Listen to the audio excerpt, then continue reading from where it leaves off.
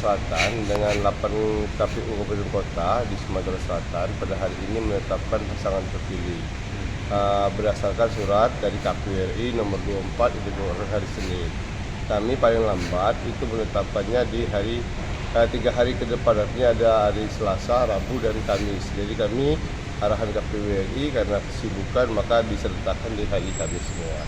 Jadi pada prinsipnya karena surat dari MK nomor 98 ke KPU itu yang masuk terregister perkara di Mahkamah Konstitusi itu di Sumatera Selatan ada 9 daerah. Jadi 9 daerah tertunda dalam proses penetapannya karena masih ada proses permohonan perselisihan di Mahkamah Konstitusi.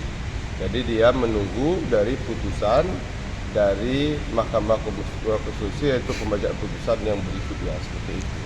Pak, dari 9 tadi Pak, boleh dijelaskan daerahnya? Ya, 9 itu ada Palembang, ada Banyuasin, ada Oganilir, ada Empak Lawang, ada Pagar Alam, ada Lahat, sudah itu ada Muara Enim yang masuk 9 daerah masuk permohonan seperti itu.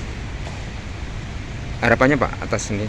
Ya, harapannya kami pada proses penetapannya bisa berjalan aman dan lancar, dan kami ini sudah selesai menetapkan. Besok seluruhnya baik KPU provinsi maupun kabupaten kota akan menyerahkan seluruh berkas yang dibutuhkan dalam proses penetapan kepada Dewan Perwakilan Rakyat di daerahnya masing-masing.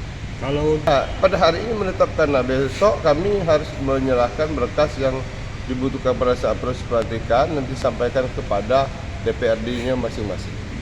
Biasanya butuh waktu berapa lama Pak?